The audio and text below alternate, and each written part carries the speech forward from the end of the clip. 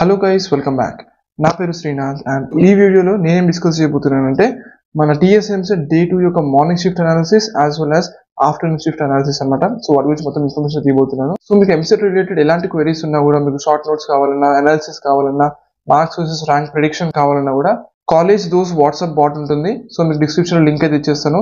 ఆ లింక్ మీద ట్యాప్ చేసిన తర్వాత మీరు ఓపెన్ చేసేసి ఎంసెట్ పైన మీకు ఎలాంటి డౌట్స్ ఉన్నా కూడా మీరైతే రిజాల్వ్ చేసుకోవచ్చు.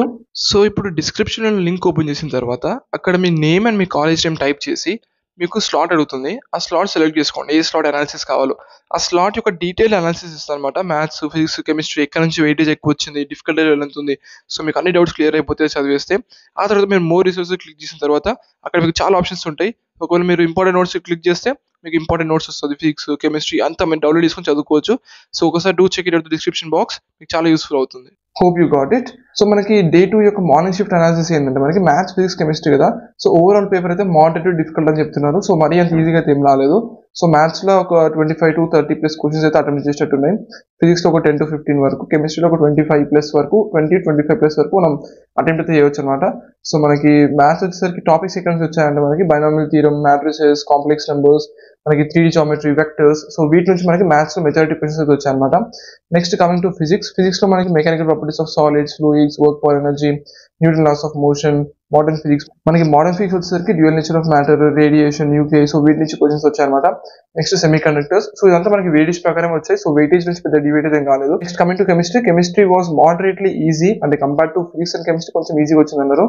అండ్ ఇక్కడ మనకి కాన్సెప్ట్ బేస్డ్ మనకి ఎన్సీఆర్టీ పర్ఫెక్ట్ చదువుకొని ఉంటే అండ్ పీవైక్స్ అన్ని సాల్వ్ చేసిన మాత్రం కెమిస్ట్రీ ఒక 20 మార్క్స్ ఈజీగా స్కోర్ చేయొచ్చు అంటున్నారు. నెక్స్ట్ టీఎస్ఎంసెట్ డే 2 యొక్క అనాలిసిస్ చూసుకున్నట్లయితే సో ఇదైతే కొంచెం మోడరేట్ అయితే వచ్చిందనమాట. సో మరీ అంత టఫ్ కాదు, మరీ అంత ఈజీ కాదు, మోడరేట్ కొంచెం డిఫికల్ట్ లెవెల్ అనుకోండి. సో మ్యాథ్స్ వచ్చేసరికి మోడరేట్, ఫిజిక్స్ వచ్చేసరికి moderate, chemistry relatively easier than maths and physics అనమాట.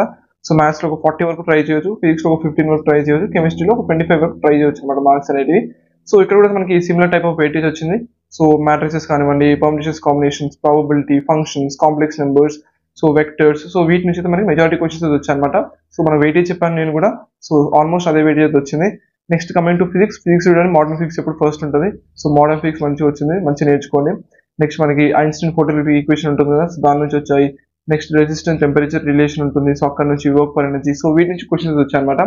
Next coming to chemistry. So chemistry was కొంచెం బెటర్ అనమాట. సో 25 మార్క్స్ ట్రై చేయవచ్చు మీరు. So direct NCERT based questions అనమాట.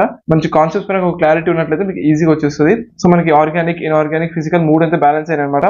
సో మన కెమికల్ బాండింగ్, బాండ్ ఆర్డర్ కానివ్వండి, hybridisation కానివ్వండి, organic chemistry, atomic structure. So physical కెమిస్ట్రీలో ఆల్మోస్ట్ ఒక 10 వరకు బ్యాలెన్స్ అయితే కవర్ అయింది అనమాట.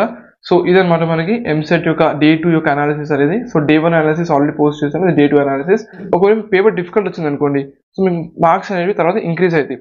ఒకవేళ పేపర్ మీకు మోడరేట్ టు ఈజీ లెవెల్ వచ్చింది అనుకోండి, మీకు మార్క్స్ అనేవి డిక్రీజ్ అవుతాయి అనమాట. సో మీరు ఎంసెట్ అఫీషియల్ వెబ్సైట్ ఓపెన్ చేసిన తర్వాత అక్కడ మీకు 12th మే నుంచి 14th మే లోపు మీకు ఈ రెస్పాన్స్ షీట్ ఒకటి ప్లస్ ఆన్సర్ కీ ఒకటి 2 మాత్రం రిలీజ్ చేస్తారంట.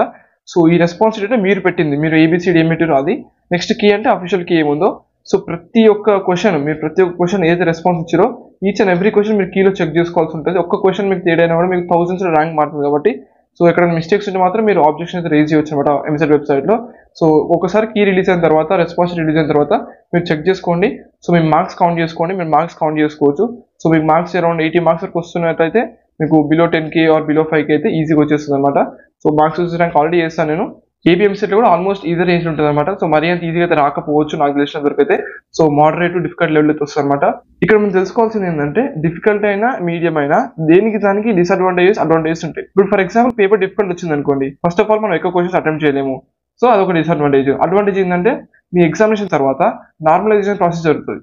ఈ నార్మలైజేషన్ అంటే ఏంటంటే ఫర్ ఎగ్జాంపుల్ ఒక 2 షిఫ్ట్స్ ఉన్నాయి అనుకోండి, ఒక దాంట్లో ఈజీ వచ్చింది, ఒక దాంట్లో టఫ్ వచ్చింది. సో టఫ్ వచ్చిన వాళ్ళకి ఇంజస్టిస్ కదా, అంటే వాళ్ళు టఫ్ వచ్చింది కూడా చేయలేకపోయారు అంటారు. సో దాట్స్ రీజన్ టఫ్ వచ్చింది కాబట్టి వాళ్ళకి మార్క్స్ యాడ్ అవుతాయి అనమాట. ఎవరికైతే ఈజీ వచ్చిందో మార్క్స్ అనేది రెడ్యూస్ అవుతాయి. So this process is called as normalisation. Difficult వస్తే అడ్వాంటేజ్ ఏంటి, మార్క్స్ ఇంక్రీజ్ అవుతాయి, ప్లస్ మనం క్వశ్చన్స్ ఎక్కువ అటెంప్ట్ చేయలేం. ఈజీ వస్తే అడ్వాంటేజ్ ఏంటి, మనం ఎక్కువ క్వశ్చన్స్ అటెంప్ట్ చేయగలుగుతాం. డిసడ్వాంటేజ్ ఏంటి, తర్వాత మనకి ఒక 3-4 మార్క్స్ అనేవి డిక్రీజ్ అయ్యే ఛాన్సెస్ ఉంటుంది. So this is about day 2 analysis అనమాట. సో మీకు ఏమైనా డౌట్స్ ఉంటే కామెంట్ సెక్షన్ లో అడగండి. మీకు నెక్స్ట్ దేనిపై వీడియో కావాలో కూడా you can always suggest that. And thank you very much for watching this video.